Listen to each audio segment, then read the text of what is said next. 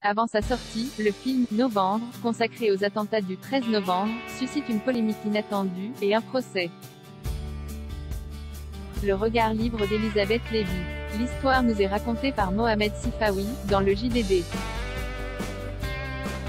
Le film, réalisé par Cédric Jiménez, avec Jean Dujardin et Sandrine Kiberlin, sort le 5 octobre. Le litige porte sur le personnage de Sonia, pseudonyme de la femme qui avait appris aux forces de l'ordre qu'Abdelhamid Abaoud, le chef du commando terroriste, se cachait à Saint-Denis, 93. Ce dernier a été tué, avec son complice, dans l'assaut du raid, le 18 novembre.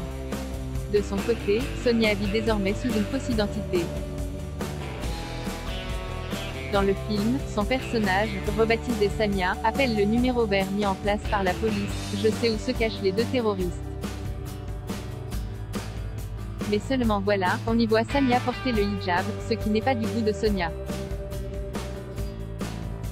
Pour elle, le voile est le symbole d'une infériorisation de la femme, que les islamistes veulent imposer comme norme. Pour son avocate, Samia Maktouf, le film la présente donc comme porteuse de convictions religieuses et a fortiori d'une idéologie djihadiste comparable à celle des terroristes. Elle a saisi le tribunal en référé pour demander, non pas l'interdiction du film mais l'insertion au générique d'une mention précisant bien que les convictions personnelles de Samia ne reflètent pas celles de Sonia. Que faut-il en penser? Sur le plan juridique, je ne sais pas si la liberté de création doit être limitée par la vérité historique, et dans quelle mesure.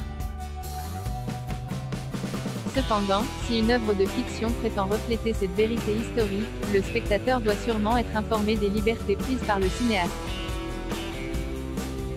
D'où la mention qu'on voit habituellement, toute ressemblance avec des faits ou des personnages réels est fortuite, etc. S'agissant de ce film, on a en tout cas au moins le droit de critiquer vertement le choix du réalisateur. Mettre un voile à Sonia, Samia n'est pas innocent, car c'est une façon de proclamer qu'il n'y a aucun rapport entre l'islam et l'islamisme, ce qui s'appelle le « rien à voir ici ».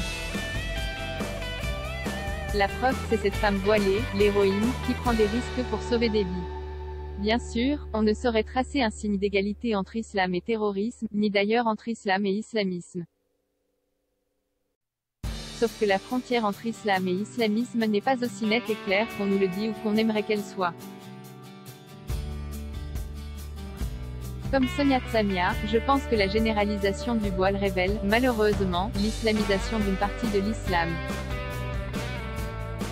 En réalité, le cinéaste nous joue donc l'air du pas d'amalgame. Or, les victimes du 13 novembre ne méritent pas d'être instrumentalisées au service de cette propagande des bons sentiments. Cette chronique a d'abord été diffusée sur Sud Radio à lire aussi. Du même auteur. Abonné. Si je fais ce que dit ma maîtresse, vais-je trahir mes parents et Allah? Abonné. Béni soient les apostats. Immigration, un mariage forcé à l'issue fatale.